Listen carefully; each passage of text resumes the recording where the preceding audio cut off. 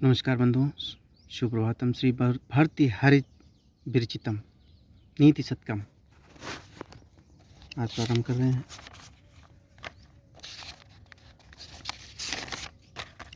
भूमिका है मुक्तक काव्य और भर्तृहरि के शतक।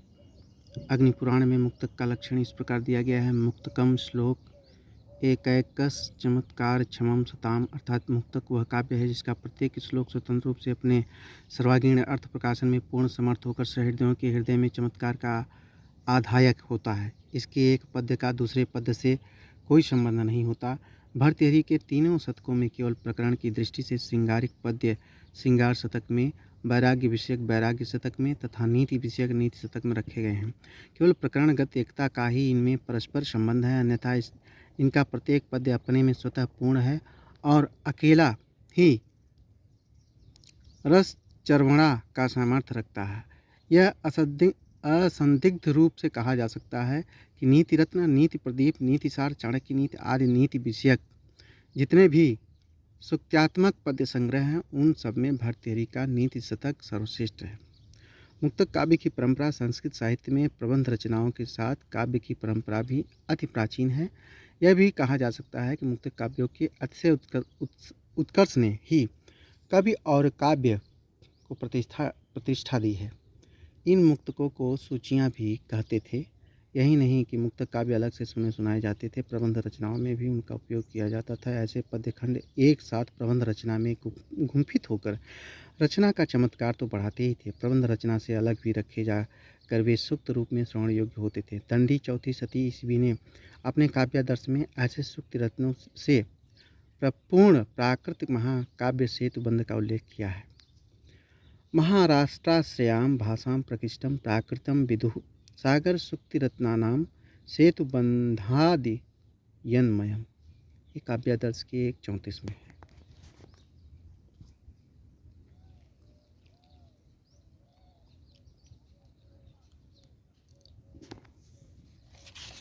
काव्यादर्श बिल्हण 11वीं शती ईस्वी ने अपने विक्रमांक देवचरित महाकाव्य काव्यालोचकों को अपने सूक्ति रत्नों की कसौटी के लिए आहूत किया है। विचार साणोत्पल पट्टिकासु मत सूक्ति रत्ना यतिथि भवन। इस प्रकार यह अनुमान सहज ही किया जा सकता है कि मुक्तक रचना करने वाले कवि तथा प्रबंध के रचयिता दोनों ही नीति, धर्म या व्यवहार संबंधी ऐसी रचनाएं पद्यों में करते थे जिनको अकेले भी सभाओं में सुनाकर आनंद लिया जा सकता था। ऐसे मुक्तक काव्यों में प्रकृति वर्णन के वे आकर्षक चित्र भी होते थे जिनकी छवि का अंतर्दर्शन हमें मुग्ध कर लेता था, जैसा कि कालिदास के ऋतु संहार में है। किंतु ऋतु संहार 6 ऋतुओं के प्रबंध क्रम में निबद्ध है, अतः उसे मुक्तक काव्य नहीं कह सकते। हाँ, आनंद उससे मुक्तक काव्य का लिया जा सकता है। अतः मुक्तक काव्य के रूप में हमें पहला नाम शतक त्रय के प्रणेता भर्तृहरि या अमरु शतक के कवि अमरुक का लेना पड़ता है। उनकी रचनाएं हमें मुक्तक के रूप में उपलब्ध होती हैं। डॉक्टर जयशंकर त्रिपाठी के अनुसार मुक्तक काव्यों के अस्तित्व का पता इससे पूर्व भी चलता है, यद्यपि आज वे प्राप्त नहीं है। दंडी ने काव्यादर्श में जिस विदग्ध गोष्ठी की चर्चा की है उसमें मुक्तक काव्य या सूक्तियों की कवि पढ़ते थे। दंडी के अनंतर सम्राट समुद्रगुप्त को सूक्ति काव्यों का रचयिता उसके प्रयाग स्तंभ वाले लेख में बताया गया है। उसकी सूक्तियाँ आदर्श मानी जाती थी। डॉक्टर त्रिपाठी का कहना है कि गुप्त सम्राट समुद्रगुप्त 320-378 ईस्वी काव्य एवं संगीत विद्या में अत्यंत रुचि रखने वाला था। उसके प्रयाग के अभिलेख 350 ईस्वी से में प्रशंसापूर्वक उसे सूक्त काव्य की रचना करने वाला कवि कहा गया है। सूक्त मार्ग की जिसकी सुभाषित रचनाएं पठनीय हैं और जिसका काव्य भी अपनी अच्छी सूक्तियों के कारण अन्य कवियों की कल्पना विभव को उखाड़ देने वाला है। अव्ययम सूक्त मार्ग कवि मति विभ बोत्सारणम चापि काव्यम। इससे प्रकट होता है कि 4वीं शताब्दी ईस्वी में सूक्ति की रचना के प्रति राजाओं का कितना आकर्षण हो गया था। सूक्तिकार होना सम्राट के लिए गौरव की बात थी। समुद्रगुप्त के समकाल वाकाटक सम्राटों ने भी सूक्ति रचना में अभिरुचि ली थी। गाथा सप्तशती में प्रवरसेन और सर्वसेन के नाम से प्राकृत गाथाएं संग्रहित थीं। ये नाम वाकाटक राजवंश के ही हैं। राजशेखर ने काव्य मीमांसा में काव्य विद्या के 18 अधिकरणों का उल्लेख किया है। उसमें उक्तिगर्भ के औतिक अधिकरण का नाम लिया है। इस उल्लेख से काव्य के पर्याय में सुक्ति या उक्ति के अभिधान का संकेत मिलता है। यह सुक्ति या उक्ति मुक्तक काव्य का पुराना इतिहास है, जिसे कवियों के मुख से सुनने के लिए विदग्ध गोष्ठियों की आयोजना होती थी। विदग्ध गोष्ठीस विहर्तु मीसते, सरस्वती की उपासना कर ऐसे मुक्तक काव्यों के प्रणयन के लिए ही आशीर्वाद लिया जाता था। राजशेखर की काव्य मीमांसा में एक श्लोक संग्रहित है, जिसमें सरस्वती को सुक्ति धेनु कहा गया है। या दुग्धापि न दुग्धेव कवि दोग्ध्री धिरन्वहम हृदय न सन्निधताम सा सुक्ति धेनु सरस्वती। ऐसा काव्य मीमांसा में कहा गया है। मुक्तक काव्य की रचना करने वाले ऐसे कवियों की परंपरा समान रूप से संस्कृत, प्राकृत और अपभ्रंश भाषाओं में चली आई है। संस्कृत के मुक्तक काव्यकर्ताओं में भर्तृहरि, अमरुक, अभिनंद, योगेश्वर, तुगानक के नाम विशेष रूप से उल्लेखनीय हैं। ऐसे मुक्तक काव्यों के संकलन प्राचीन काल में किए गए हैं, जिनके नाम हैं कवींद्र वचन समुच्चय, सदुक्ति कर्णामृत, सुभाषित मुक्तावली, सुभाषितावली, सुभाषित रत्न भांडागार, सांगधर पद्धति। प्राकृत मुक्तक काव्यों का संकलन हाल ही गाथा सप्तशती में मिलता है। अपभ्रंश मुक्तक काव्यों का संकलन हेमचंद की कृति एवं वर्ण रत्नाकर में पाया जाता है। इनके अतिरिक्त नीति धर्म से संबंधित मुक्तकों की भी बहुत रचना संस्कृत में हुई है, किंतु उनको हम विशुद्ध काव्य कोटि में नहीं ले सकते। इन मुक्तक काव्यों के प्रति आचार्यों का अत्यधिक आदर रहा है। आनंदवर्धन, मम्मट, कुंतक आदि ने ऐसे मुक्तकों को अपने लक्षण ग्रंथों में उद्धृत किया है और उनके काव्य गुणों की भूरि भूरि प्रशंसा की है। आचार्य दंडी एवं संस्कृत काव्य शास्त्र का इतिहास दर्शन पृष्ठ 66।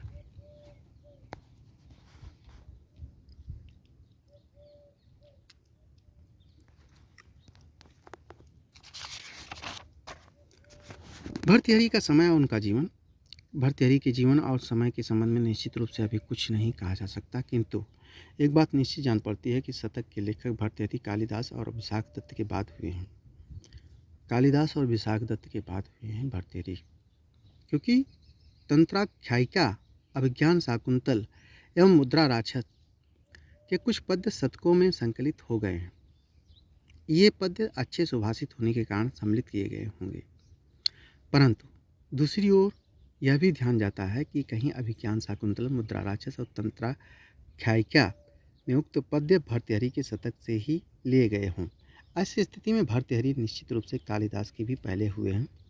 कालिदास का समय पहली शती ईस्वी के पूर्व प्रायः माना जाता है, अतः भर्तृहरि का समय भी वही होगा। यह भी हो सकता है कि किसी तीसरे सूत्र से उक्त दोनों स्थलों में श्लोक उद्धृत किए गए हों। लोकोदंत के अनुसार भर्तृहरि सरकार विक्रमादित्य के भाई थे। उनको जब राज्य और पत्नी के से विराग हुआ तो अपने छोटे भाई को राज्य सौंपकर स्वयं वन में जीवन बिताने का निश्चय किया, किंतु इस उदंत की सत्यता प्रमाणित नहीं है। क्या व्याकरण भर्तृहरि और शतक रचयिता भर्तृहरि एक ही हैं? चीनी बौद्ध यात्री सिंह के अनुसार 651 ईस्वी के लगभग व्याकरण भर्तृहरि की मृत्यु हुई थी। ये व्याकरण भर्तृहरि गृहस्थ और संन्यास दोनों आश्रमों में आए गए हैं एवं बौद्ध थे। पाश्चात्य विद्वान मैक्स मुलर ने इन भर्तृहरि को ही शतकों का रचयिता माना है। कुछ साम्य को होते हुए भी हम निश्चित रूप से यह नहीं कह सकते कि यही भर्तृहरि शतकों के भी प्रणेता है। शतकों के रचयिता भर्तृहरि निश्चित रूप से शैव थे। यह उनके मुक्तकों से स्पष्ट है, क्योंकि शिव और गंगा की स्तुति एवं प्रशंसा के श्लोक शतकों में आते हैं। यह हो सकता है कि वे पहले शैव थे, बाद में बौद्ध हो गए। यह इत्सिंग के व्याकरण भर्तृहरि और शतकों के प्रणेता भर्तृहरि को एक मान लिया जाए तो भर्तृहरि 7वीं शती के पूर्वार्ध में विद्यमान थे। भर्तृहरि को 7वीं शती के पूर्वार्ध में विद्यमान थे, अर्थात महाकवि बाणभट्ट के समकालीन थे। अन्य विद्वानों का मत है कि जो भी हो, व्याकरण भर्तृहरि और कवि भर्तृहरि एक हो अथवा नहीं हो, कवि भर्तृहरि 7वीं शती ईस्वी पूर्वार्ध के पहले भी कवि हुए हैं। भर्तृहरि कहते हैं कि इन राजाओं ने पृथ्वी को टुकड़े टुकड़े करके बांट लिया है और अपने अपने गौरव तथा विलास के लिए मर रहे हैं। वैराग्य शतक श्लोक 26। उनका यह कथन इस बात को सिद्ध करता है कि उन्होंने सम्राट हर्ष तथा पुलकेशी द्वितीय का साम्राज्य नहीं देखा था, अन्यथा वे ऐसा नहीं कहते। दूसरी ओर व्याकरण भर्तृहरि की मृत्यु 651 ईस्वी में हुई। सम्राट हर्ष की मृत्यु के 3 से 4 वर्ष बाद, इसलिए उन्होंने हर्ष के साम्राज्य का सुशासन देखा था। ऐसी स्थिति में व्याकरण भर्तृहरि शतकों के रचनाकार भर्तृहरि नहीं हो सकते। भर्तृहरि का युग, भर्तृहरि के वैराग्य शतक से इस बात के संकेत मिलते हैं कि उस समय देश अनेक राज्यों में बटा था। राजा लोग विलास में प्रमत्त थे, विद्वानों का आदर उनकी राजसभा में नहीं था, पिसून और वेश्याएं उनके यहाँ पूजित होते थे। कवि और विद्वान भी ऐसे राजाओं की चापलूसी में निमग्न थे। भर्तृहरि को चारों ओर से समाज आत्महीन दिखाई पड़ रहा था, अतः उन्होंने तत्कालीन राजाओं के असामाजिक आचरण की भत्सना की है। मनीषी, विद्या के आराधक और समर्थ बौद्धिक लोगों की दास्ता प्रवृत्ति की आलोचना की है और समाज को जागरण के लिए उद्घोषित किया है। एक जगह वे कहते हैं, न नटा न बिटा न च गायना, न नटा न बिटा चिन्न च गायना, न परद्रोह निबद्ध बुद्धयः नृपसद्मनि नाम के वयम, कुछ भारा नमिता नयोसितः, कुछ भारा नमिता नयोसितः। वैराग्य शतक। अर्थात स्वांग रचकर रिझाने वाले तो हम हैं नहीं, न ही काम प्रसंग की बातों में प्रचुर बीट हैं, न गीत गाने वाले गायक हैं। दूसरों के द्रोह का हमें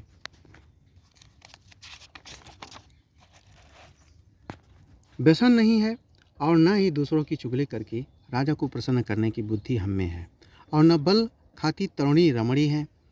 तब इन विशेषताओं से रहित हम कौन हैं जो राजा की सभा में प्रवेश पा सकेंगे। राजाओं के अतिरिक्त तो उनके सामने धनी मानी भी राजाओं का सा आचरण करते थे, उनके यहाँ भी विद्वानों का स्वागत नहीं था। भर्तृहरि ने बड़ी वेदना के साथ कहा है, अमीसाम प्राणानाम तुलित विशनी पत्र पैसाम कृते ही नास्मा भीर विगलित विवेकैर्व्यवसितम यदाढ्या नामग्रे द्रविण मदनी संज्ञ मनसाम कृतम प्रीत प्रीडय निज गुण कथापात कमपि। वैराग्य शतक 36।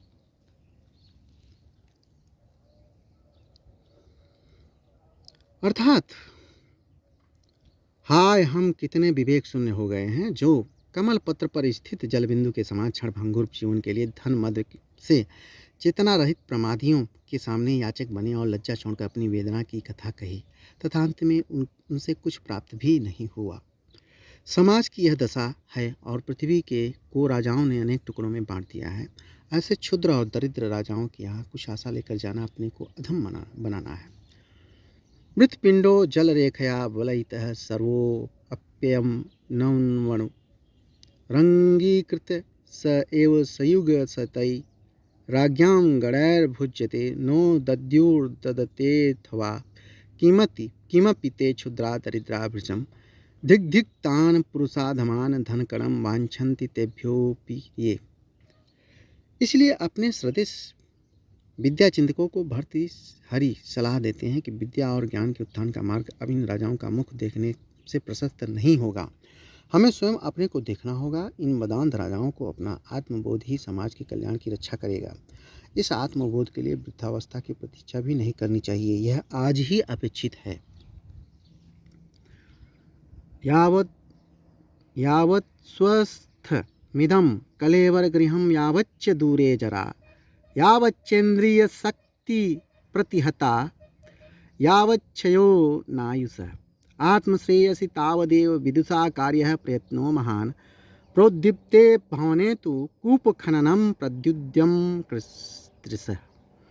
अर्थात हे युवा विद्वान, जब तक शरीर पूर्ण स्वस्थ है, वृद्धावस्था अभी दूर है, इंद्रियों की शक्ति अभी कुंठित नहीं हुई है, आय क्षीण नहीं हुई है, तब तक ही आत्मा का श्रेय प्राप्त करने के लिए सारे प्रयत्न कर ले। इन उदाहरणों से भर्तृहरि के युग की झांकी हमारे सामने प्रस्तुत हो जाती है। उनके वैराग्य शतक के छंदों में युग का प्रतिबिंब है। अतः ऐसा अनुमान होता है कि भर्तृहरि के समय में देश के शासन विशृंखल था। देश में अनेक छोटे छोटे राजाओं का शासन था। देश में ऐसी स्थिति गुप्त साम्राज्य के पतन के बाद हर्षवर्धन के पूर्व थी। अतः भर्तृहरि का भी वही समय होना चाहिए, अथवा विक्रम की प्रथम शताब्दी के बाद तथा भार शिव नामों के साम्राज्य के पूर्व, जब विदेशी कुषाणों ने देश में राज स्थापित किया। ऐसी स्थिति हो सकती है और भर्तृहरि उस युग में हो सकते हैं। निश्चित रूप से भर्तृहरि तब हुए जब राजाओं में विलास की प्रवृत्ति ही प्रधान थी। वे विद्वानों और मनुष्यों का स्वागत नहीं करते थे। भर्तृहरि ने राजाओं के इस जीवन को, जिसे महान उपलब्धि समझा था, कुछ ईर्ष्या की दृष्टि से भी देखा है और उस पर कुछ व्यंग्य भी किया है। वे कहते हैं कि यदि जीवन को ये सुखोपभोग प्राप्त है तो ठीक है, नहीं तो निर्विकल्प समाधि में प्रवेश करो। अग्रे गीतम सरस कवयः पार्श्वतो दाक्षिणात्याः पृष्ठे लीला वलयरणितं चामरग्राहिणीनां यद्यस्त्येवं कुरु भवर सास्वादने लंपटत्वं नोच्चेत्तः प्रविश सहसा निर्विकल्पे समाधौ। वैराग्य शतक 62। नीति शतक की उक्ति में से ऐसा मालूम पड़ता है कि राजा लोग अकर्मण्य हो गए थे और उनकी सेवा तथा उनके राज्य में रहना दुखदायी थे, क्योंकि उनमें शासन करने की क्षमता नहीं रह गई थी। न उनमें यथार्थ में दान था, न योग था, न मित्र संरक्षण था। आज्ञा कीर्ति ही पालनम ब्रह्माणाम दानम भोगो मित्र संरक्षण च ऐसा मेते षड्गुणा न प्रवृत्ता को अर्थ तेषाम पार्थिवोपाश्रयेण। साम्राज्य समाज और राजतंत्र के ऐसे विशृंखल युग में भर्तृहरि हुए और उनका हृदय अनीति की पीड़ा से भरा था। यदि वे ऐसे युग में न हुए होते तो इस प्रकार से हृदय को छूने वाली युक्तियाँ भी उनकी न होती, क्योंकि कवि के लिए हृदय की मार्मिक पीड़ा ही सरस्वती का निर्मल उद्गार बन जाती है। भर्तृहरि का जीवन एकांत में रमा हुआ था। शिव उनके देवता थे। पहाड़ जंगल और उनकी गुफाओं में निवास करना उनको पसंद था। ऐसा प्रतीत होता है कि यह सब उनको स्वभाव से प्राप्त था, न केवल परिस्थिति जन्य था। वयम पुण्यारण्ये परिणत शरच्चंद्र किरणाम त्रियामाह निश्यामो हर चरण चित्तैक सरड़ा। वैराग्य शतक। भर्तृहरि की कृतियों और नीति शतक का वर्ण विषय। भर्तृहरि शतक तरह के प्रणेता कहे जाते हैं। ये 3 शतक हैं, श्रृंगार शतक, नीति शतक और वैराग्य शतक। संभवतः वैराग्य शतक इनमें कवि की अंतिम रचना है। सूक्ति संकलनों में भी श्लोक पाए जाते हैं जो प्राय इन शतकों के हैं।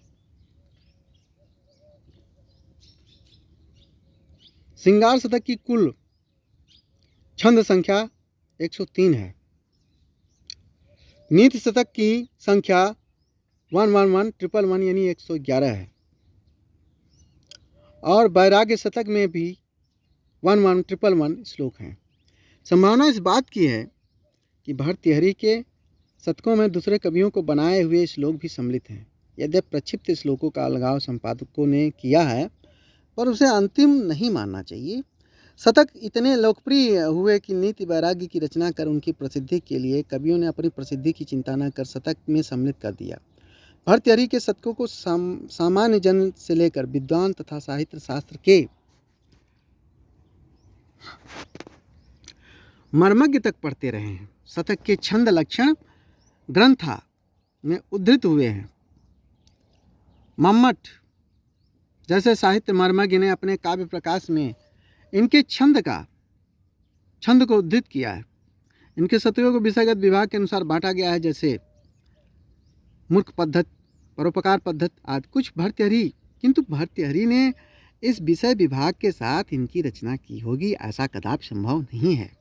हृदय और विचार की निर्भर समाधि अवस्था में मुक्त रूप से इन शतकों के मुक्तक भर्तृहरि की वाणी से निःसृत हुए होंगे। निश्चित में लोक जीवन के व्यवहार की अनेक सूक्तियाँ हैं तथा उनके मुक्तकों में जिस विषय वस्तु का वर्णन है उनमें सार्वकालिक अनुभव में अनेक सिद्धांत प्रत्यक्ष होते हैं जो आज भी जीवन और लोक के लिए संजीवनी भूत है। विषय वर्णन के अनुसार नीति शतक में 11 पद्धतियाँ हैं। पहला है ब्रह्म की स्तुति, दूसरा है मूर्ख निंदा, तीसरा है विद्वत पद्धति, चौथा है मानसौर पद्धति, पाँचवां है अर्थ पद्धति, छठवां है दुर्जन पद्धति, सातवां सुजन पद्धति, आठवां परोपकार पद्धति, नौवां धैर्य पद्धति, 10वां दैव प्रशंसा और 11वां है कर्म पद्धति। इस तरह से 11 पद्धतियाँ हैं। निश्चित है कि ब्रह्म की स्तुति पहले भगवान की ही स्तुति की जाती है, इसलिए पहले उसके बाद जब ब्रह्म की स्तुति हो जाती है तो मूर्ख की निंदा भी होनी चाहिए। क्यों भाई, मूर्ख की निंदा नहीं करोगे तो विद्वान कैसे बनोगे? विद्वत पद्धति आ जाती है। जब विद्वान बन जाते हो तो मान और शौर्य जागृत होता है, मान और शौर्य की पद्धति होती है। जब मान आसान आ जाता है तो फिर सोचते हो कि यार अर्थ पद्धति, धन की चिंता होने लगती है। जब धन हो जाता है तो फिर सोचते हो यार अड़ोसी पड़ोसी दुर्जन कहाँ हैं, दुर्जन पद्धति आ जाती है। फिर जब दुर्जन से तंग आ जाते हो तो फिर आ जाता है सुजन पद्धति। फिर सोचते हो यार सुजन लोग भी कहीं होंगे। फिर सुजन लोग से जब थक जाते हो तो परोपकार पद्धति, तब सोचते हो यार भूखे लोगों का भी उपकार किया जाए, परोपकार किया जाए। फिर उसके बाद आता है धैर्य पद्धति। फिर धैर्यता, धीरज आ जाता है कि वाह वाह इतना काम कर लिए, बहुत कर लिए। उसके बाद फिर समय आ जाता है कि दैव प्रशंसा कर लो, थोड़ा सा बहुत हो गया परोपकार धैर्य, अब दैव प्रशंसा करते हैं, ईश्वर की स्तुति पुनः कर देते हैं। यहाँ कहते हैं कि अंतिम समय में 10वें नंबर पे कर लेते हैं। फिर 11वां आते हैं कर्म पद्धति। फिर उसके बाद कर्म पद्धति में सब तल्लीन हो जाते हैं। इनमें से कुछ विषय जैसे मूर्ख निंदा, दुर्जन निंदा, सुजन प्रशंसा वाद के कथाकारों और कवियों के लिए भी बहुत प्रिय रहे हैं और इनका निबंधन वे अपनी कृति के आरंभ में करते थे। क्वचिन निंदा खलादीनां सतां च गुण कीर्तनम, क्वचिन निंदा खलादीनां सतां च गुण कीर्तनम। इस सूची में विषयों की कोई नवीनता नहीं है। लोक जीवन के ये सदैव सामान्य विषय रहे हैं, पर इनको आधार बनाकर कवि ने जो कुछ कहा है वे सब मर्मस्पर्शी अनुभवी बातें हैं। इनमें लोक जीवन के अनुभव की बातें होने के साथ साथ ही उच्च कोटि के काव्यत्व की भी अभिव्यक्ति है, जिसके कारण ही लक्षणकारों ने इनको अपने ग्रंथों में उद्धृत किया है। जैसा कि पहले कहा गया कि भर्तृहरि मुक्तक काव्य के रचयिता है। मुक्तक होने पर भी इनका प्रत्येक छंद अपने पीछे कोई न कोई संदर्भ लिए रहता है। यह संदर्भ प्राय जीवन के किसी विशिष्ट पक्ष का होता है और सर्वकाल में एक समान होता है, जैसे मन के संतोष की यह सराहना।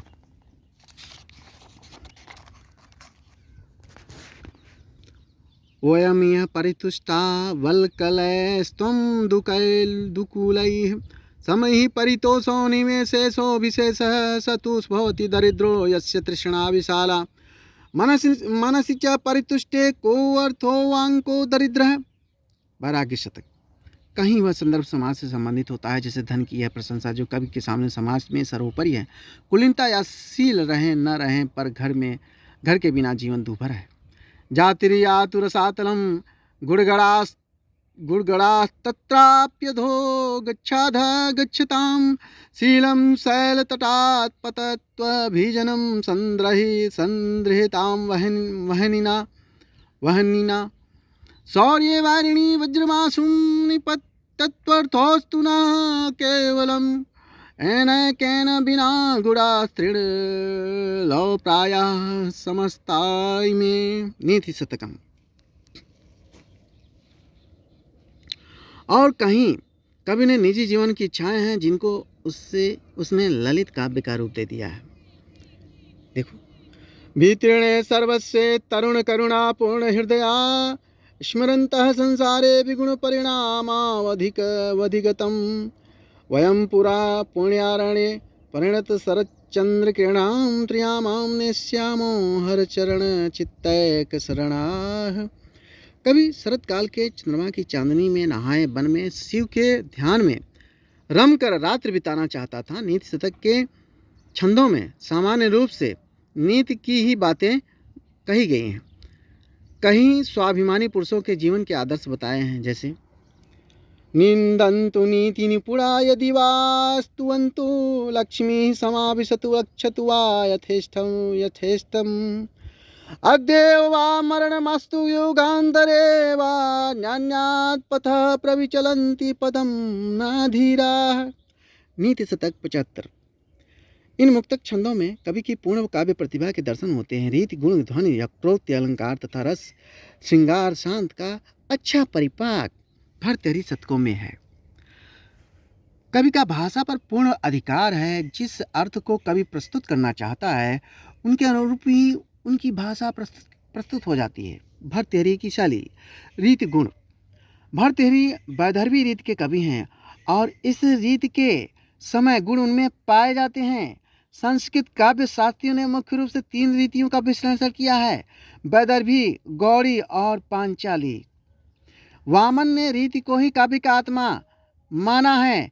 इनका कथन है, रीतिरात्मा काव्यस्य।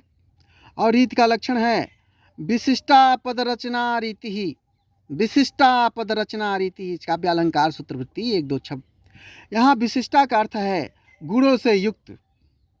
विशेषो गुणात्मा, विशिष्टा का अर्थ है गुणों से युक्त, अर्थात विशेषो गुणात्मा। ये गुण 10 शब्द गुण हैं, ये गुण 10 शब्द गुण हैं तथा 10 अर्थ गुण हैं। वामन के पूर्व दंडी ने भी रीति का निरूपण किया है। उन्होंने रीति को मार्ग कहा है और काव्य के वैदर्भ एवं गौड़ 2 मार्ग बताए हैं। अस्त्यनेको गिराम मार्ग है सूक्ष्म भेद परस्परम। अस्त्यनेको गिराम मार्ग है सूक्ष्म भेद परस्परम। तत्र वैदर्भ गौड़ीयो वर्ण्यते प्रस्फुटान्तरो। काव्यादर्श 1:40। पुनः दंडी ने वैदर्भ मार्ग के प्राण 10 गुणों का व्याख्यान किया है। ये 10 गुण हैं। श्लेषः प्रसादः समता माधुर्य सुकुमारता अर्थ व्यक्तिरुदारत्वमोजः कांति समाधयः इति वैदर्भ मार्गस्य प्राणाः 10 गुणाः स्मृताः। एषा विपर्ययः प्रायो दृश्यते गौणवतर्मणि वत्मर्णि। वही 1:41-42। अर्थात श्लेष प्रसाद समता माधुर्य सुकुमारता अर्थ व्यक्ति उदारता ओज कांति और समाधि, ये 10 गुण वैदर्भ मार्ग काव्य के प्राण हैं।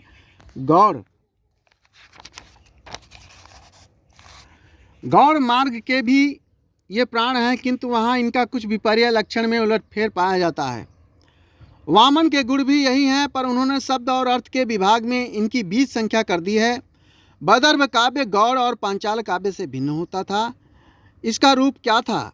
इस रूप के प्रति वह सही संकेत भामा के काव्यालंकार में मिलता है। यद्यपि वहाँ वह निंदा के रूप में उद्धृत हुआ है, तथापि उससे यथार्थ सत्य का पता हमें चल जाता है। भामा के सामने गौड़ का काव्य की प्रशंसा स्थित थी, अतः उन्होंने गौड़ काव्य को अर्थ गांभीर्य से पूर्ण कहा है। वैदर्भ काव्य जो केवल गाया जाने वाला बताया है, उसकी निंदा करते हुए कहते हैं अपुष्टार्थमवक्रोप्ति प्रसन्न मृजु कोमलम भिन्नम गेयमिमेदम तु केवलम श्रुतिपेशलम। काव्यालंकार 1:34।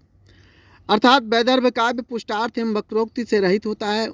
उसकी विशेषताएं केवल ये हैं: प्रसन्न तुरंत समझ में आ जाने वाला, ऋजु जिसमें अर्थ सीधे कहा गया हो, वक्रोक्ति न पूर्ण न हो, और कोमल सुनने में मधुर। अर्थात वैदर्भ काव्य हर तरह से श्रुति पेशल होता है।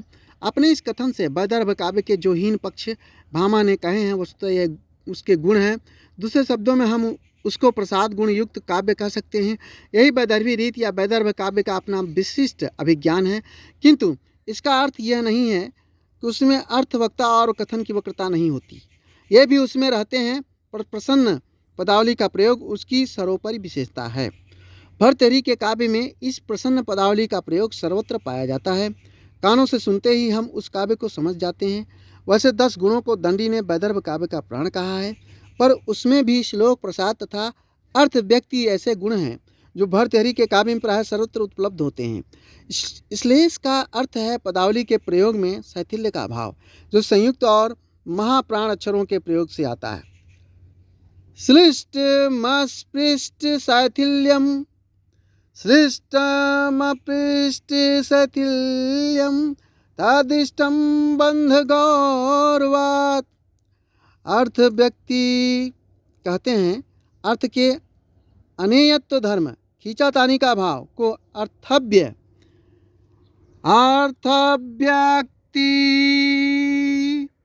रनेयत्वमर्थस्य, और प्रसाद कहते हैं कि प्रसिद्ध अर्थ के प्रयोग को प्रसादवत प्रसिद्ध्यर्थम। ये तीनों गुण भर्तृहरि के काव्य में प्राय सर्वत्र पाए जाते हैं। वैदर्भ काव्य की सारी विशेषताएं उनकी सूक्तियों में है। एक उदाहरण देखिए, मणि सारोलीण समर विजयी हेति दलितो। मणि सारोलीण समर विजयी हेति दलितो मदक्षिणो नागः सरदि सरिदास्यान् पुलिना मदक्षिणो नागः सरदि सरिदास्यान् पुलिना कलाशेषश्चन्द्र सुरत मृदिता बालवनिता सुरत मृदिता बालवनिता कलाशेषश्चन्द्र सुरत मृदिता बालवनिता तनीं न शोभन्ते गलित विभवाश्चार्थिषु नराः। नीति शतक 36। यहाँ बीच बीच में संयुक्ताक्षरों साणो लीढ़ मदक्षिण सरिदस्यान शेषश्चंद्र तन्निम्नाय महाप्राण अक्षरों स ढ ह स भ थ के प्रयोग से पदबंध को दृप्त रखा गया है। ऐसे प्रसिद्ध अर्थों का प्रयोग है जिनको समझने में देर नहीं लगती तथा कहीं अर्थ की खींचातानी नहीं है। इसी प्रकार दूसरा उदाहरण है, देखिए, ये नीति शतक का है।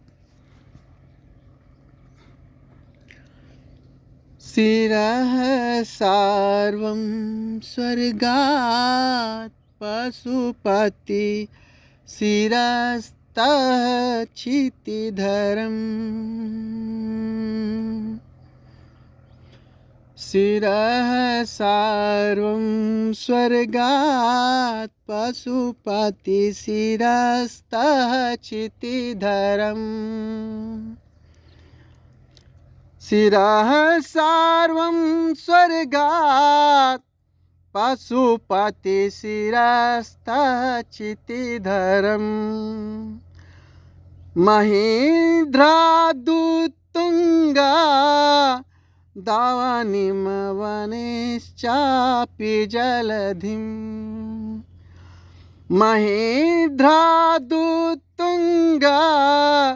दावानिमवनेश्चापि जलधिम् अधोधो गङ्गेयं पदमुपगतास्तोकमथवा अधोधो गङ्गेयं पदमुपगतास्तोकमथवा विवेकभ्रष्टानां भवति विनिपातः सतमुखः विवेकभ्रष्टानां भवति विनिपातः सतमुखः। नीति शतक 10। और वो नीति शतक 36 था। वैदर्भ काव्य का एक विशेष गुण है लंब वाक्य विन्यास का अभाव तथा लंबे समास युक्त पदावली का अभाव। वह भर्तरी के मुक्तकों में प्रायः सर्वत्र है। इसी प्रकार उनमें प्रसाद गुण भी सर्वत्र विद्यमान रहता है और पढ़ते ही हमें अर्थ का बोध होने लगता है। अलंकार काव्य शास्त्र में अलंकार की बहुत चर्चा हुई है। सच बात तो यह है कि अलंकार के प्रयोग से ही काव्य मंडित होता था। 100 से अधिक अलंकारों का निरूपण काव्य शास्त्रियों ने किया है। दंडी ने अलंकारों की परिभाषा करते हुए कहा है कि काव्य के शोभाकर धर्मों को अलंकार कहते हैं। काव्य के शोभाकर धर्मों को अलंकार कहते हैं, नहीं कि काव्य के शोभा करने वाले धर्मों को अलंकार कहते हैं। उनके नए नए विकल्प अब भी निरूपित किए जाते हैं, इसलिए समग्र रूप से उनका व्याख्यान कौन कर सकता है।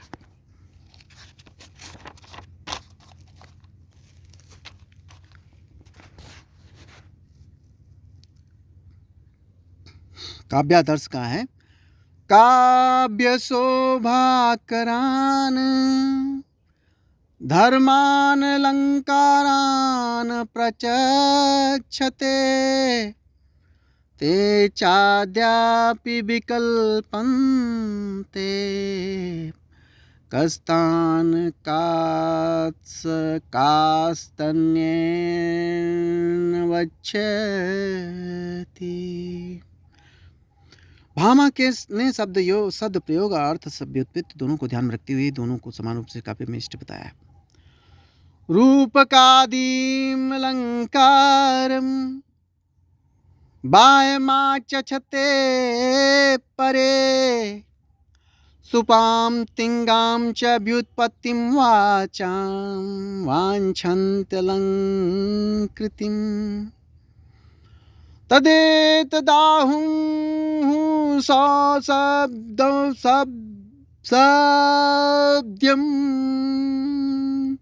नाथ व्युत्पत्तिरीदृशी शब्दाभिधेयालंकार भेदादिष्टं द्वयं तु न। काव्य अलंकार 1:14-15। वामन ने कहा है कि बिना अलंकार के काव्य की प्रतिष्ठा ही नहीं है। काव्यम ग्राह्यम अलंकारात् काव्यम ग्राह्यम अलंकारात्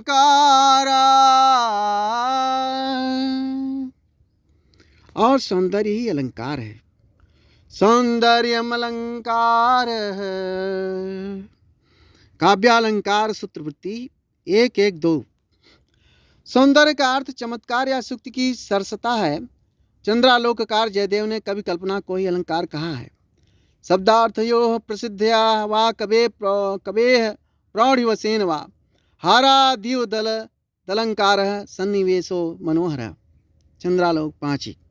कवि कल्पना की कोई अंतिम सीमा नहीं है, निर्धारित की जा सकती है, इसलिए अलंकार अंतिम रूप से इतने ही हैं।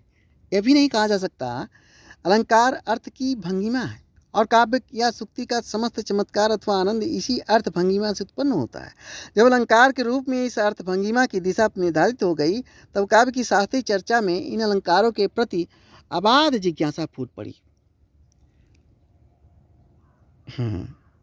न तो अर्थ भंगिमा का अर्थ तो हो सकता था और न अलंकारों की संख्या निर्धारित की जा सकती थी। इसलिए दंडी ने कहा, आज भी अलंकार प्रकारों की नई नई उद्भावनाएं प्रस्तुत की जा सकती हैं, भला कौन इन अलंकारों का समग्र रूप से निर्वाचन कर सकता है। आचार्य दंडी एवं संस्कृत काव्यशास्त्र का इतिहास दर्शन पृष्ठ 87।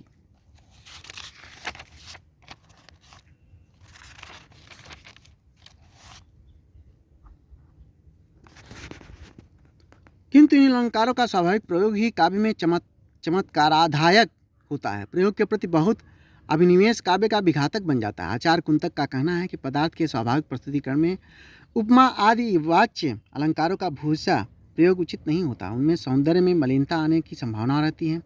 भूंसाम न वाच्यालंकाराणामुपमादीनामुपयोग योग्यता संभवति स्वभाव सौकुमार्यातिशय यम्लानता प्रसंगात।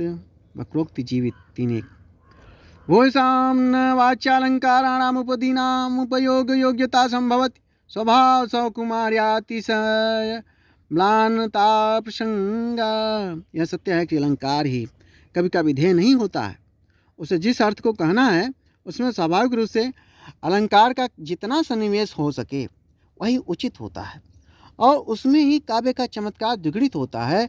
भर्तृहरि के शतकों में इसी रूप में अलंकारों का प्रयोग हुआ है।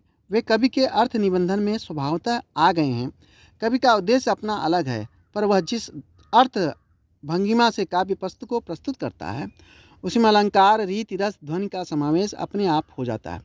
भर्तृहरि की यह विशेषता उनके उत्कट कवित्व की द्योतक है। उनकी सूक्तियों में विशेष रूप से इन अलंकारों का प्रयोग हुआ है। निदर्शना, उत्प्रेक्षा, उपमा, दीपक, रूपक, समुच्चय, प्रतिवस्तु, उपमा, अन्योक्ति, दृष्टांत, परिसंख्या, अप्रस्तुत, प्रशंसा, विरोध, व्यतिरेक, अर्थांतरन्यास, इन अलंकारों का प्रयोग उनकी सूक्तियों में स्वाभाविक रूप से होता है, प्रयत्न के साथ नहीं।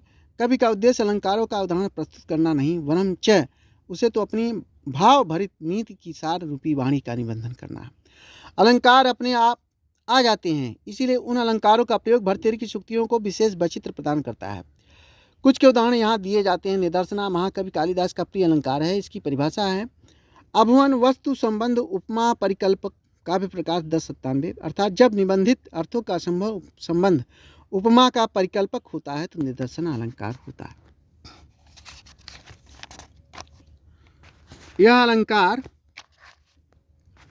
भर्तृहरि की वाणी की भी बहुत प्रिय है और इसमें सुष्ठु प्रयोग उनके शतक में है। जैसे ब्यालम बाल मृणाल तंतु भिरिसौ रोद्धु समुजिभते भेत्तुम वज्रमणिम शिरीष कुसुम प्रांतेन संहते माधुर्य मधुबिंदुना रचयितुम क्षाराम्बुधेरिहते मूर्खान्यः प्रतिनेतुमिच्छति बलात् सुक्तैः सुधास्यन्दिभिः। नीति शतक। यहाँ पहले की 3 पंक्तियों के अर्थ हाथी को मृणाल से बांधना, शिरीष से हीरे से वो वेदना, मधु की बूंद से समुद्र को मीठा करना, काव्य सूक्ति से मूर्खों को प्रसन्न करना। इस अप्रस्तुत अर्थ के साथ असंभव संबंध उपमा की कल्पना कराता था निदर्शन अलंकार। उत्प्रेक्ष अलंकार औपम्य का वर्ण है। इसका लक्षण है संभावन मथोत्प्रेक्षा प्रकृतस्य शमेन यत् संभावन मतोत्प्रेक्षा प्रकृतस्य शमेन यत् काव्य प्रकाश 1092। औपम्य वर्ग का है। इसका लक्षण है संभावन मतोत्प्रेक्षा प्रकृतस्य शमेन यत् काव्य प्रकाश 1092। अर्थात प्रस्तुत की अप्रस्तुत रूप में संभावना, प्रस्तुत की अप्रस्तुत रूप में संभावना उत्प्रेक्षा अलंकार है। भर्तृहरि सूक्तियों में इसके उदाहरण पाए जाते हैं। जैसे किं वेदैः स्मृतिभिः पुराण पठनैः शास्त्रैर्महाविस्तरैः स्वर्गमा ग्राम कुटी निवास फलदैः कर्म क्रिया विभ्रमैः मुक्ते मुक्त्वेकं भव बंध दुख रचना विध्वंस कालानलम स्वात्मानंद पद प्रवेश कलनम शेषावणिक वृत्तयः। यहाँ जिस विद्या के साधन से स्वात्मानंद में प्रवेश होता है उसको छोड़कर शेष विद्याओं की वणिक वृत्ति के रूप में संभावना की। अर्थात जिस विद्या से आत्मानंद न मिला हो वह मानव बनिए के व्यापार के लिए जीवन वृत्ति मात्र चलाने के लिए है। उपमा बहुत प्रसिद्ध अलंकार है। भर्तृहरि की सूक्तियों में इसके अनेक प्रयोग हैं। इसका लक्षण है यथा कथंचित सादृश्यम यत्रोद्भूतं प्रतीयते उपमा नाम सा तस्याः प्रपंचो वयम प्रदर्शते। साधर्म्यम उपमाद भेदे। उपमा का देखिए बहुत प्रसिद्ध अलंकार है। भर्तृहरि की सूक्तियों में अनेक प्रयोग हैं। इसका लक्षण है यथा कथंचित सादृश्यम यत्रोद्भूतं प्रतीयते उपमा नाम सा तस्याः प्रपंचो वयम प्रदर्श्यते। काव्यादर्श 2:14। साधर्म्य उपमा भेदे अर्थात जहाँ काव्य प्रकाश में है 1087 में, अर्थात जहाँ 2 वस्तुओं प्रस्तुत अप्रस्तुत में भेद रहते हुए समानता स्थापित की जाती है वहाँ उपमा अलंकार है। इसमें 4 पक्ष होते हैं। उपमेय, प्रस्तुत जिसका वर्णन किया जाता है, जिसका वर्णन किया जाता है उसे प्रस्तुत कहते हैं, उपमेय कहते हैं। उपमान अप्रस्तुत जिसमें उपमा दी जाती है, जिसमें उपमा दी जाती है, जैसे चंद्रमा से, सूरज से, तारों से, सितारों से, अग्नि से, हवा से, वायु से, समुद्र से। साधारण धर्म दोनों में समानता का आधार है। साधारण धर्म का मतलब दोनों में समानता का आधार जो बेस है। वाचक शब्द समानता का बोध कराने वाला शब्द, जैसे वाचक इव है, यथा है, समान है, निम है, सन्निभ है, सकाश है, सदृश है, कल्प है। ये सब इसके जो है वाचक हैं, बोध कराने वाले शब्द हैं। इससे भी आप उपमा को पकड़ सकते हैं। जैसे इव लगा हो, यथा लगा हो, समान लगा हो, नीम लगा हो, निभ लगा हो, सन्निभ लगा हो, संकास लगा हो, सदृश लगा हो, कल्प लगा हो आदि। इनमें कहीं कहीं चारों पक्ष नहीं रहते, उसको लुप्तोपमा कहते। सोचिए, अब उपमा को समझ लिए कि जिसमें चारों चीज हो, उपमेय हो, उपमान हो, साधारण धर्म हो, वाचक, और जिसमें कोई भी एक गायब हो जाए उसे लुप्तोपमा कहेंगे, मतलब लुप्त हो गई। इनमें कहीं कहीं चारों पक्ष नहीं रहते हैं तो इनको लुप्तोपमा कहते हैं। जहाँ चारों पक्ष होते हैं उसको पूर्णोपमा कहते हैं, अलंकार कहते हैं। अब पूर्णोपमा और लुप्तोपमा दो अलंकार हो गए, मतलब चारों हैं तो पूर्णोपमा है, नहीं तो लुप्तोपमा है।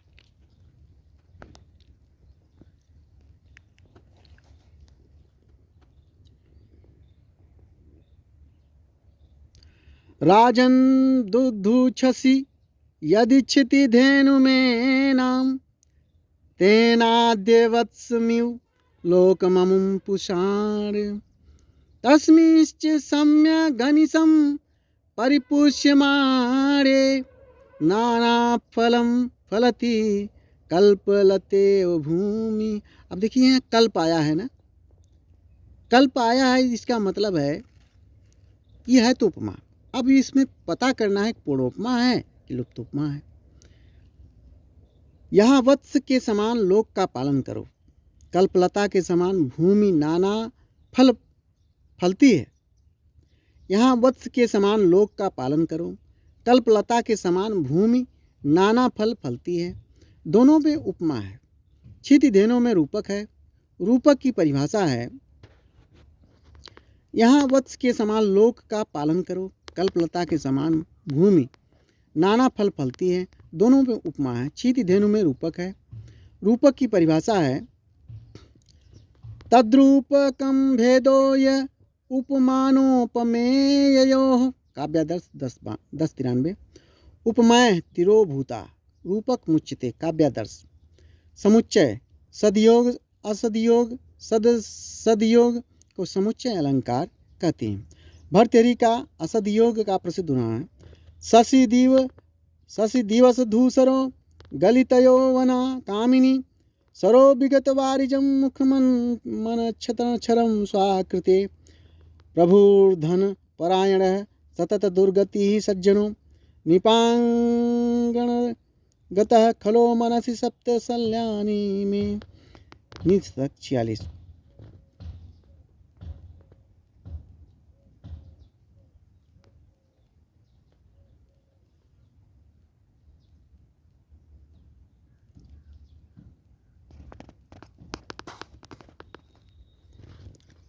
शशि दिवस धूसरो गलित यौवना कामिनी सरो विगत वारिजम मुख मनुच्छरम स्वाकृते प्रभु धन परायण सतत दुर्गति सज्जनो नृपांगणगतः खलो मनसि सप्त सल्यानी में। 46। यहाँ 7 असद योगों के लिए कवि के मन में शल्य है।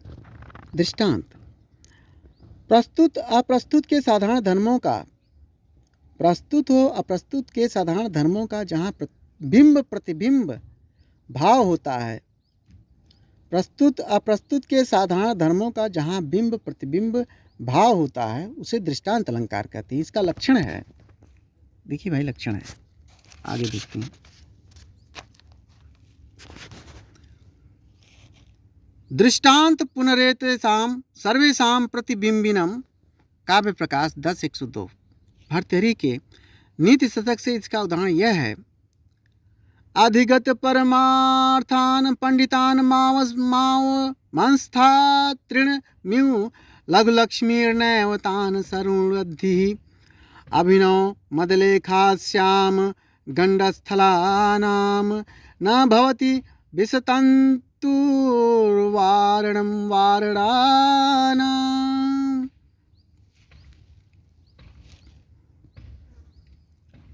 ये है दृष्टांत अलंकार का, जहाँ बिंब और प्रतिबिंब प्रस्तुत में बिंब प्रतिबिंब दृष्टांत पुनरेतेषां सर्वेषां प्रतिबिंबिनम्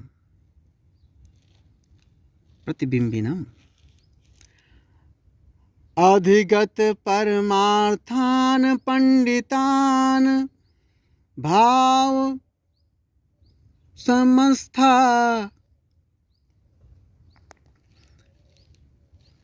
अधिगत परमार्थान पंडितान मावमस्थास्त्रिणमिव लघुलक्ष्मीर्नैव तान् संरोढद्भिः अभिनव मदलेखास्याम गण्डस्थलानां न भवति विसन्तुर्तु वारणं वारणानाम्।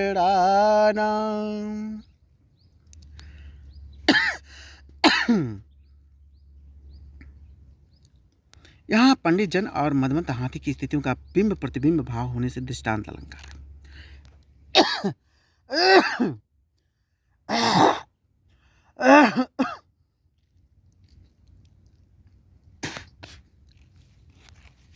ओम।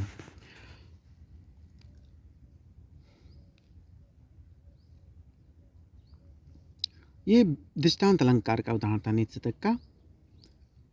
यहाँ पंडित जन और मदमत हाथी की स्थितियों का बिंब प्रतिबिंब रूप प्रतिबिंब भाव होने से दृष्टांत अलंकार। परिसंख्या अलंकार। अलंकार उसे कहते हैं जहाँ प्रश्न के साथ या बिना प्रश्न के कुछ कहा जाए। अलंकार उसे कहते हैं जहाँ प्रश्न के साथ या बिना प्रश्न के कुछ कहा जाए और वह उसी के समान किसी वस्तु के निषेध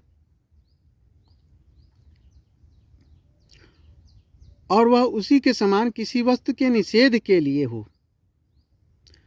अलंकार उसे कहते हैं जहाँ प्रश्न के साथ या बिना प्रश्न के कुछ कहा जाए। जहाँ प्रश्न के साथ या बिना प्रश्न के कुछ कहा जाए। प्रश्न के साथ या बिना प्रश्न के कुछ कहा जाए और वह उसी के समान किसी वस्तु के निषेध के लिए हो, नकारात्मक के लिए हो, निषेध के लिए हो। इसका लक्षण है किंचित पृष्ठम पृष्ठम वा कथितम यत प्रकल्पते। किंचित पृष्ठम या वा कथितम यत प्रकल्पते तादृगन्य व्यपोहाय परिसंख्या तु सा स्मृता। तादृगन्त्यव्यपोहाय परिसंख्या तु सा स्मृता। काव्य प्रकाश 10:119।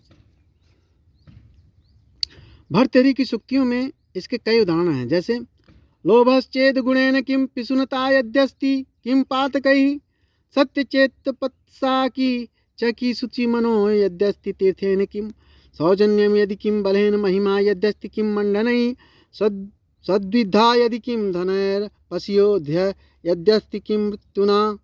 नीति शतक 45। जहाँ प्रश्न पूर्वक लोभ पिशूनता आदि का निवारण किया गया है, वहाँ अब ये देखिए परिसंख्या का जो है उदाहरण देख लीजिए। किंचित पृष्ठम वा कथम यत् प्रकल्पते तादृगन्य व्यपोहाय परिसंख्या तु सा स्मृता। काव्य प्रकाश 10:119। भर्तृहरि सूक्तियों में भी तो लोभश्चेद गुणेन किं पिशुनता यद्यस्ति किं पातकैः सत्यम चेत पसाच किं शुचि मनो यद्यस्ति तीर्थेन किं सौजन्यम यदि किं बलेन महिमा यद्यस्ति किं मंडनैः सद्विद्याम यदि किं धनैर पशे पयसो यद्यस्ति किं मृत्युना। नीति शतक 45। यहाँ प्रश्न पूर्वक लोभ पिशुनता आदि का निवारण किया गया है। अर्थांतरन्यास। इस अलंकार का प्रयोग भर्तृहरि की सूक्तियों में कई स्थलों पर हुआ है। अर्थांतरन्यास का लक्षण सामान्यम विशेषो वा तदन्येन समर्थ्यते। सामान्यम विशेषो वा तदन्येन समर्थ्यते यत्युसो अर्थांतरन्यास साधर्म्येणेतरेण वा यत्तु सो अर्थांतरन्यास साधर्म्येणेतरेण वा सामान्यं विशेषो वा तदन्येत समर्थते। काव्य प्रकाश 10:109। अर्थात जहाँ साधर्म या वैधर्म के द्वारा विशेष से सामान्य का अथवा विशेष का सामान्य से समर्थन होता है उसे अर्थात अर्थांतरन्यास अलंकार कहते हैं। जैसे यस्यास्ति वित्तं स नरः कुलीनः स पंडितः स श्रुतवान् गुणज्ञः स एव वक्ता स च दर्शनीयः सर्वे गुणाः काञ्चनमाश्रयन्ते। यस्यास्ति वित्तं स नरः कुलीनः स पंडितः स श्रुतवान् गुणज्ञः स एव वक्ता स च दर्शनीयः सर्वे गुणाः काञ्चनमाश्रयन्ते। नीति शतक 33। यहाँ ऊपर की विशेष बात का चतुर्थ चरण की सामान्य बातों से समर्थन किया गया। यहाँ ऊपर की बात को नीचे की बात से, ऊपर के चरण से नीचे के चरण की सामान्य बात को समर्थन किया गया है। मतलब ऊपर की जो विशेष बात है उसको चतुर्थ चरण की सामान्य बात को से समर्थन किया गया, इसलिए इसमें कौन सा अलंकार कहा जाएगा देख लीजिए। ये है अर्थांतरन्यास, जो सामान्यम विशेषो वा तदन्येत समर्थते।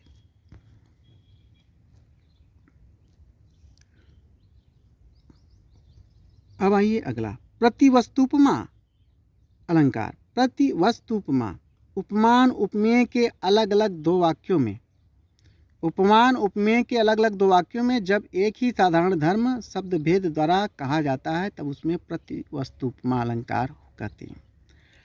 उपमान उपमेय के अलग अलग दो वाक्य हों और जब एक ही साधारण धर्म शब्द भेद द्वारा कहा जाता है तब उसको प्रतिवस्तुपमा अलंकार कहते हैं। भर्तृहरि की सूक्ति में इस अलंकार का भी मनोरम प्रयोग हुआ है। जैसे यद चेतनोऽपि पादैः स्पृष्टः प्रज्वलति सवितुर्निकान्तः तत तेजस्वी पुरुषः परिकृति निकृतिं कथं सहते। नीति शतक 30। यद चेतनोऽपि पादैः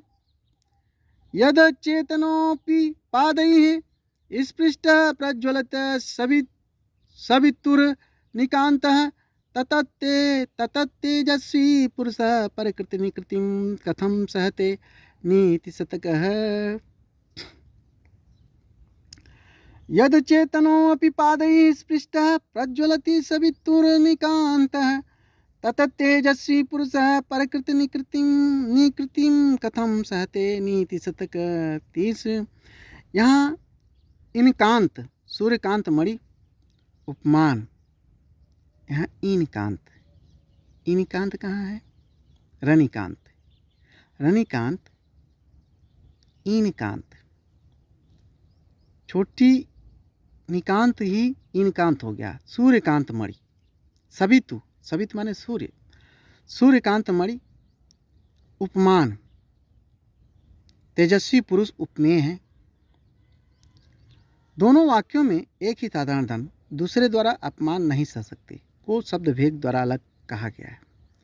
यदत् चेतनोऽपि पादैः स्पृष्टः प्रज्वलितः सवितुर्निकान्तः ततत् तेजस्वी पुरुषः परिकृति निकृतिं कथं सहते।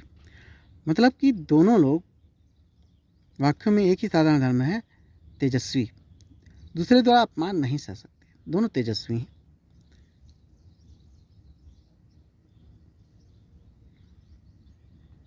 यहाँ इनकांत सूर्यकांत मणि उपमान और तेजस्वी पुरुष में है। दोनों वाक्यों में एक ही साधारण धर्म दूसरे द्वारा अपमान नहीं सह सकते को शब्द भेद द्वारा अलग अलग कहा गया है। मुख्य रूप से यही अलंकार है। इनके अतिरिक्त यथा संख्या, विरोध, व्यतिरेक, अन्योक्ति, काव्यलिंग, दीपक, अप्रस्तुत, प्रशंसा आदि अलंकारों का सुष्ट प्रयोग भी भर्तृहरि की सूक्तियों में है। विस्तार भय के कारण उनके उदाहरण नहीं दिए जा रहे हैं। अन्योक्ति अलंकार। ऐसा अनुमान है कि अन्योक्ति का प्रथम प्रयोग भर्तृहरि ने ही किया है। यद्यपि इसका लक्षण विवेचन बहुत बाद में रुद्रट 9वीं सती ने अपने काव्यालंकार में किया है। भर्तृहरि का अन्योक्ति का प्रयोग यह है।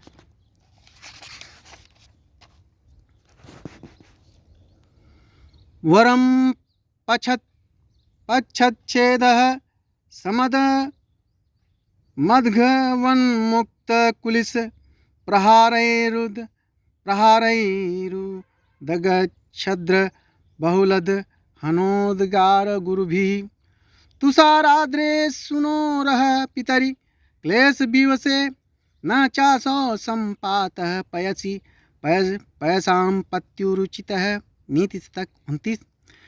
यहाँ हिमालय को संकट में छोड़कर पुत्र मैनाक ने अपने को समुद्र में छिपाया है। यह अनुक्ति उसके लिए कही जाती है जो संकट के समय अपने गुरुजनों को छोड़कर अपनी रक्षा करता है। इन अलंकारों के प्रयोग से भर्तृहरि काव्य वस्तु की अभिव्यक्ति अधिक प्रभावोत्पादक बन गई है। अलंकार उनके लिए गौण है, वे स्वतः उनकी वाणी में प्रस्फुटित होते हैं। ध्वनि और रस। अलंकार की तरह ध्वनि और रस की सुंदर अभिव्यक्ति भर्तृहरि के काव्य में हुई है। रसों में श्रृंगार और शांत दो रसी हैं उनके विधेय हैं। ध्वनि के भेदों में कई एक के दर्शन उनकी कविता में होते हैं। ये रस और ध्वनि भी भर्तृहरि के काव्य में उनकी वाणी के सहजात हैं। कवि ने उनको जानबूझकर नहीं प्रयुक्त किया है। संभवतः भर्तृहरि के सामने ध्वनि और रस का निरूपण भी काव्य शास्त्र में नहीं हुआ था। संलक्ष्य क्रम व्यंग्य में वस्तु ध्वनि का उदाहरण देखिए।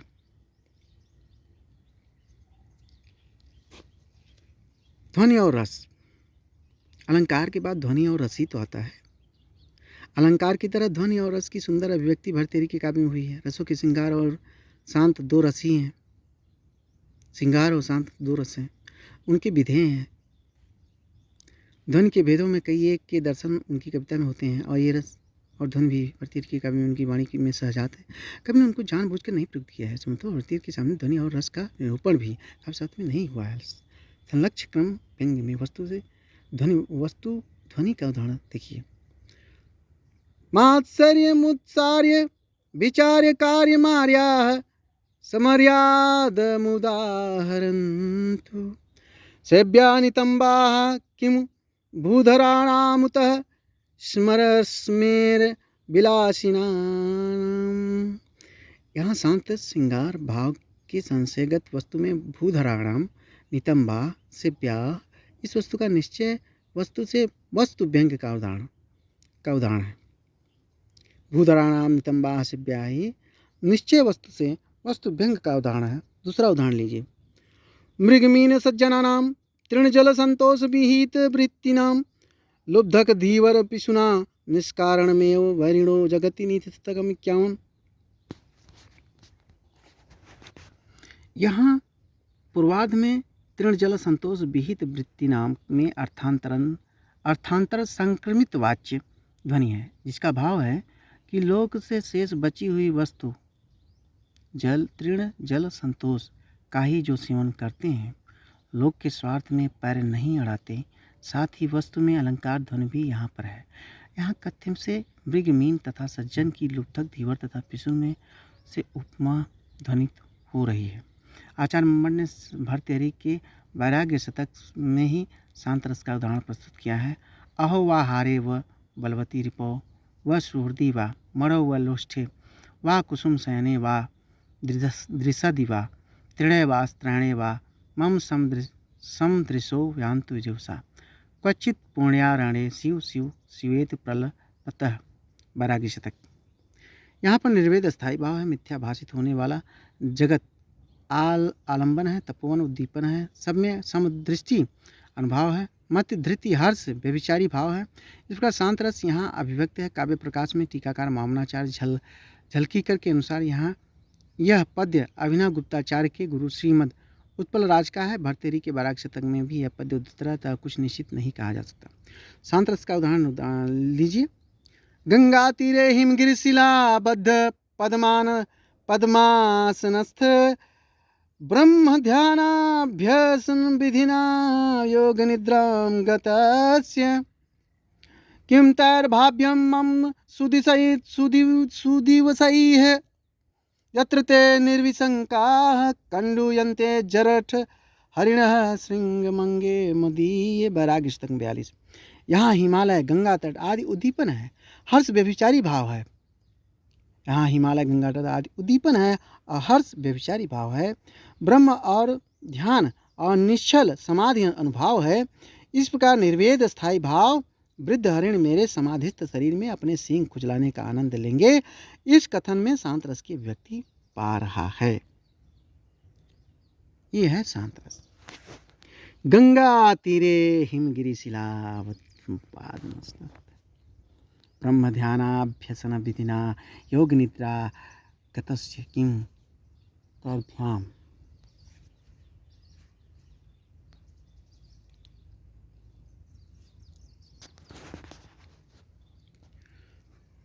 यहाँ हिमालय, गंगा तट आदि हर्ष व्यभिचारी भाव है। ब्रह्म ध्यान और निश्चल समाधि अनुभव है। इस प्रकार निर्वेद अस्थायी भाव है। वृद्ध हरिण की मेरे समाधि शरीर में अपने सींग खुजलाने का आनंद लेंगे, इस कथन से मैं शांत रस की व्यक्ति पा रहा है।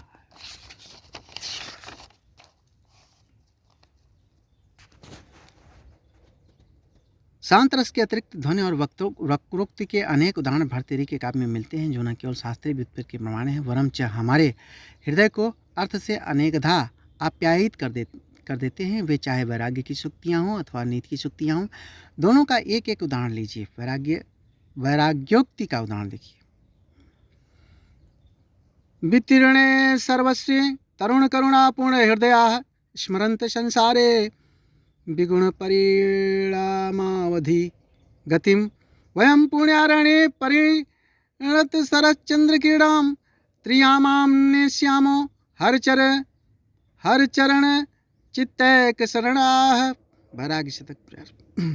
नीति सूक्त का उदाहरण। प्रिया अन्यान्या वृत्तिर्मलिन शुभंगेप्युलौकरम त्वसंतो नाभ्यर्था सुहृदपि नवाच्य कृष्णधनः विपद्युच्चैर्धैर्यं पदमनुविधेयं च महतां सतां केनोदिष्टं विषमसीधाराव्रतमिदं।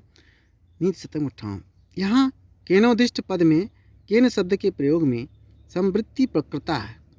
यहाँ केन सर्वनाम सज्जनों के किसी अनिर्वचनीय आत्मबल, तप, संस्कार आदि अनेक वैचित्रों की ओर संकेत करता है। भर्तृहरि की भाषा बहुत ही प्रांजल स्फीत है। कहीं भी यह नहीं प्रतीत होता कि कोई शब्द अनावश्यक रूप से बैठाया गया है। उनकी भाषा स्वाभाविक रूप से अंकुरित, पल्लवित और विस्तार प्राप्त वृक्ष की शाखाएं जैसे मनोहर लगती हैं। ऐसे ही भर्तृहरि का प्रत्येक छंद है जिसमें कहीं भी कुछ अस्वाभाविक नहीं मालूम पड़ता। कवि की वाणी में स्वाभाविक रूप से ये छंद प्रस्फुटित हैं। इस स्वाभाविकता की पृष्ठभूमि में कवि का अनुभव और पांडित्य विद्यमान है।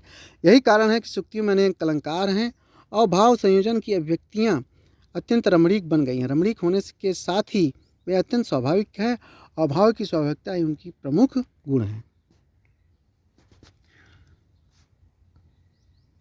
भर्तृहरि की भाषा में वैधर्भी विशिष्ट गुणा, प्रसाद, श्लेष, समता, अर्थ, व्यक्ति, कांति आदि मनोरम प्रयोग हुआ है। भर्तृहरि ने जिस प्रकार के भाव और विचार को छंदों द्वारा प्रकट करना चाहा, उनकी भाषा वैसी ही मधुर और ओजस्वी निसर्गत बन गई है।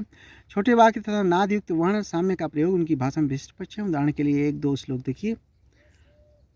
दाक्षिण्यम स्वजने दया परिजने साष्ठ्यम सदा दुर्जने प्रीति साधुजने नयो निप्रजने विद्वज्जने आर्जवम शौर्यम शत्रुजने क्षमा गुरुजने कांताजने धृष्टताम ये चैवं पुरुषाः कालासु कुशलास्तोस्वेव लोकस्थितिः जाड्यं धियो हरति विंचति वाचि सत्यं मानोन्नतिं दिशति पापमपाकरोति चेतः प्रसादयति दिक्षु तनोति कीर्तिं सत्संगति कथय किं न करोति पुंसाम। नीति शतक 19-20। ये है भाषा के विशिष्ट पक्ष। उदाहरण के लिए एक दो श्लोक हैं। अब देखिए नीति शतक 19-20। प्रकृति चित्रण और भाव अभिव्यक्ति। भर्तृहरि का प्रकृति चित्रण केवल मात्र प्रकृति चित्रण ही नहीं है, परंतु जिन भावों और विचारों का तादात्म्य उन्होंने प्रकृति के सहारे कराया है, उनकी शैली का प्रमुख अंग है। संपूर्ण संस्कृत साहित्य में प्रकृति एक सहचरी के समान भाव के उद्दीपन में सहायक रही है। संस्कृत के महाकवि कालिदास तथा अन्य कवियों ने सौंदर्य का मूल अधिष्ठान प्रकृति को स्वीकार किया है और प्रकृति का रूपात्मक एवं अलंकारिक चित्रण किया है। प्रकृति के पदार्थों का चेतनीकरण और प्रतीकात्मक पद्धति का स्वतंत्र चित्रण कर इन कवियों की विशेषता रही है। परंतु भर्तृहरि के प्रकृति चित्रण की विशेषता मानव जीवन के साथ ही प्रकृति जीवन का तादात्म्य स्थापित करना है। उन्होंने प्रकृति और प्राकृतिक वातावरण को चेतन स्वरूप में स्वीकार किया है, जिस पर मानवीय भावनाओं, विचारों और क्रियाओं का स्थायी प्रभाव पड़ता है। भर्तृहरि ने प्रकृति को अपने मुक्तक काव्य में समभाव के आलंबन के रूप में ग्रहण किया है। कहीं कहीं उद्दीपन रूप में भी है, पर इस संयोजन में भाव के साथ विचार की को सरणी बहुत स्पष्ट है, अतः उसे कलित रूप विधान या भाव विधान मात्र न करके दर्शन और चिंतन भी कहना चाहिए, किंतु यह दर्शन या चिंतन काव्यम में रूपायित हुआ है। उन्होंने काव्य में प्रकृति के चित्रण की विधा मुख्य रूप से यही है, पर उनकी व्यंजना प्रतिक्रियाएँ कई हैं और उनकी दृष्टि का उक्त एक ही लक्ष्य प्रकृति को कई प्रकार से बार बार आलोकित करता है। कहीं वे साधारण सी उपमा में प्रकृति की तीव्र रूप में स्मरण करते हैं, जैसे साधारण सी उपमा है, आयु कल्लोललोलम कतिपय दिवस स्थायिनी यौवन श्री रर्था संकल्प कल्पा धन घन समय तडित विभ्रमा भोगपुरा कंठाश्लेषोपगूढ़ं तदपि च न चिरं यत्प्रियाभिप्रणीतं ब्रह्माण्यासक्तचित्ता भवत भवभयाम्भोधिपारं तरितुं। वराग शतक 82। यहाँ जल की लहर तथा बादल में बिजली का चमकना अपनी उपमा से क्रमशः जीवन आय और जीवन विलास के यथार्थ बोध को तीव्रता के साथ प्रस्तुत करते हैं। आय और विलास किस प्रकार क्षणभंगुर हैं, यह प्रकृति में प्रकट जल की लहर और बादल में क्षण भर चमकने वाली बिजली से हमें जान लेना चाहिए। और कहीं इसी प्रकार विचरण शरण में नीतिपरक बातें कहने में कभी प्रकृति का स्मरण करता है, किंतु प्रकृति का यह स्मृत रूप विधान भाव की तल गहराई को छूता रहता है। ऐसा ज्ञात होता है कि कवि सामान्य रूप से अपनी नीतिपरक वार्ता के समर्थन में ही इस प्रकृति के प्रसंग को उद्धृत कर रहा है, और पढ़ने पर शब्दों का चयन कुछ ऐसा प्रतीत होता है मानो वर्ण प्रकृति का प्रतिबिंब साक्षात उपस्थित है, जैसे अम्भोजिनी वन विहार विलासमेव हंसस्य हंति नितराम कुपितो विधाता न तस्य दुग्धम जल भेद विधौ प्रसिद्धा वैदग्ध्य कीर्ति महर्तुमसौ समर्थ। यहाँ हंसस्य अम्भोजिनी वन विहार विलासम प्रकृति के एक दृश्य का स्मरण मात्र है, जो प्रयुक्त शब्दों में ऐसी अभिव्यक्ति प्रकट करता है मानव हृदय के सामने संपूर्ण दृश्य अंकित हो गया हो, फिर भी अभिधा में उसका प्रयोग कवि केवल अपनी नीति के समर्थन में कर रहा है। समभाव के साथ प्रकृति को कवि ने जहाँ रसात्मक अभिव्यक्ति के साथ लिया, वहाँ पूरा छंद एक साथ प्रकृति चित्रण और सम अभिव्यक्ति को से ओतप्रोत रहता है। प्रकृति का ऐसा चित्रण जो सम शांत रस का उद्दीपक बन जाए, एकमात्र भरतेरी ही विशेषता है। भरतेरी की ऐसी उक्तियाँ अद्वितीय हैं, मन को उनके पढ़ने के बाद निर्भर शांति की अनुभूति होती है। उदाहरण यहाँ भी दिए हैं, वितीर्णे सरस्वती तरुण करुणा पूर्ण हृदया स्मरन्तः संसारे द्विगुण परिणामावधिगतं वयं पुण्यारण्ये परिणत शरत चंद्र किरणम त्रियामाहन श्यामो हर चरण चित्तैक शरणाः। वैराग्य शतक। जहाँ शरत काल की चांदनी और पवित्र वन भूमि में शिव के चरणों का ध्यान करते हुए कभी रात बिताना चाहता है। शिव के चरणों में तो रात कहीं बिताई जा सकती है, वन भूमि और शरत काल की चांदनी में के प्रकाश में भी शिव के चरणों में के ध्यान की कामना कवि को क्यों है? स्पष्ट है कि कवि का मन प्रकृति के ऐसे दृश्यों का उपासक रहा है, अथवा उसे नगर तथा राजभवन से अधिक रमणीय शरत काल की चांदनी में भीगे वनों एवं पहाड़ों की चट्टानों से अनुभव होती है। उस अनुभव में वह हर चरण का ध्यान प्रतिष्ठित करना चाहता है। यहाँ तो प्रश्न विचारणी है, क्या उक्त प्रकृति में कवि को हर चरण चित्तैक शरणम होने की प्रेरणा अथवा हर चरण के अनुराग ने नगर और राजभवन को त्याग कर प्रकृति की ऐसी गोद में खोज कर ली है? यहाँ हो सकता है दोनों प्रश्नों का उत्तर हाँ में ही हो, पर यह मूल प्रश्न है जो कवि की रचना के मूल धर्म का उद्घाटन करता है। उनकी ओर गहराई में हम नहीं जाना चाहते, किंतु प्रकृति का महत्व दोनों पक्षों में बना रहता है। इसलिए इसी प्रकार का कवि का दूसरा उदाहरण है।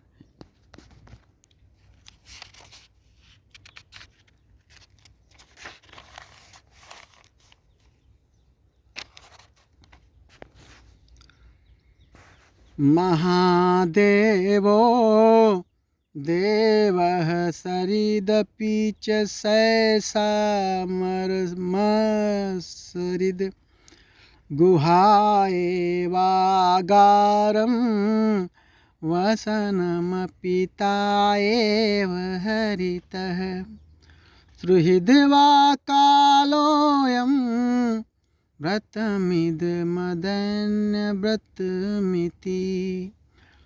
क्रियद्वावक्ष्यामो वटबिटप एवास्तु दयिता।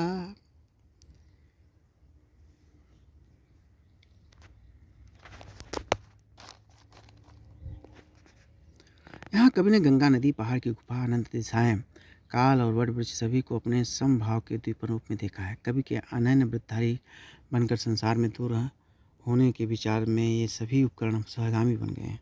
कवि इनके जैसे प्रेरित होता है और परम सम भाव में स्थिर होकर ही कहता है, महादेव ही एकमात्र देव हैं, अर्थात जैसे शिव भस्म लपेटे वन पर्वत में निवास करते हैं, विवाह की कोई चिंता नहीं है, वही मेरा आदर्श होगा। इन छंदों में कवि को मूल भाव की स्थिति है। अन्यत्र भी वह बार बार इस बात की चेतावनी देता है कि मनुष्यों के रहने योग्य स्थान तो ये वन पर्वत ही हैं। ऐसे पवित्र और सुखमय स्थानों में रहते हम धनपतियों की व्यर्थ की प्रशंसा क्यों करते हैं? ऐसे स्थानों में उसका मनस्वीपन समभाव का पर्याय बन गया। जैसे किम कंदाः कंदरेभ्यः प्रलयमुपगता निर्झरा वा गिरिभ्यः प्रध्वस्ताः वा तरुभ्यः सरसफलभृतो वल्कनीस्य शाखा वीक्षन्ते यन्मुखानि प्रसभं पगत प्रश्रयाणाः खलानां दुःखोपाताल पवित्रमय वनवसानर्तित फूलतानि। वराग्य शतक। गंगा तरंग हिम शिखर शीतलानि विद्याधराध्युषित चारुशिलातलानि स्थानानि किं हिमोतः प्रलयं गतानि यत्सामुव मान पर पिंडरता मनुष्या। वराग्य शतक। पहाड़ की कंदराएं, कंदमूल, निर्झर का जल, फलों के लदे वृक्ष, उनकी वलकल वाली शाखाएं, हिमालय के शिलाखंड जो गंगा के जल शिखरों के शीतल हैं, जिन पर विद्याधर देवजात विशेष कभी कभी बैठकर विश्राम करते हैं, ये सब जब विद्यमान हैं तब हमें धन मद से गर्वित खलों का मुख देखने की क्या आवश्यकता है। यहाँ बहुत स्पष्ट है कि प्रकृति के ये अंग कवि के समभाव को दीप्त कर रहे हैं।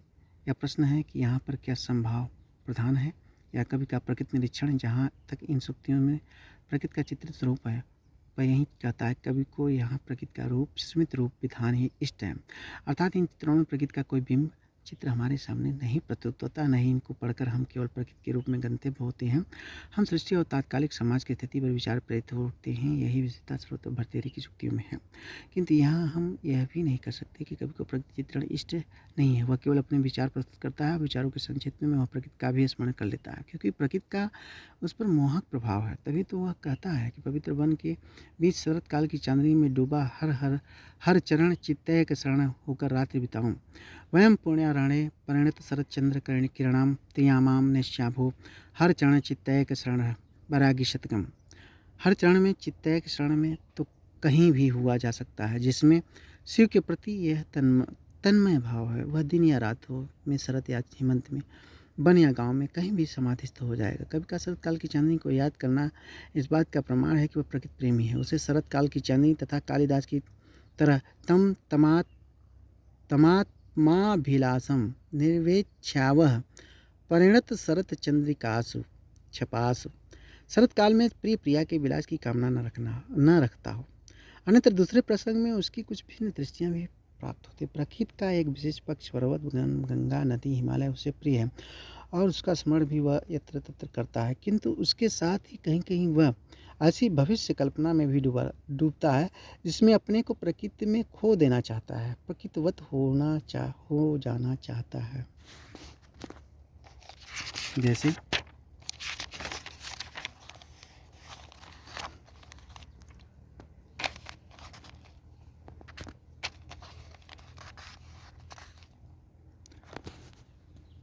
जैसे गंगा तीरे हिमगिरि शिलाबद्ध पद्मासनस्थ्य।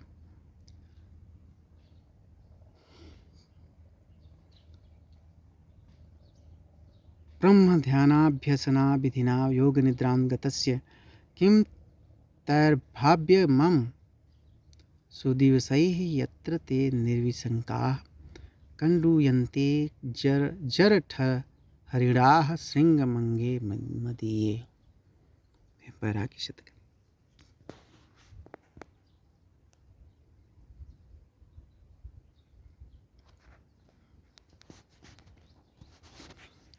बहुत बहुत धन्यवाद। चैनल को लाइक और सब्सक्राइब तथा शेयर करने के लिए बहुत बहुत धन्यवाद।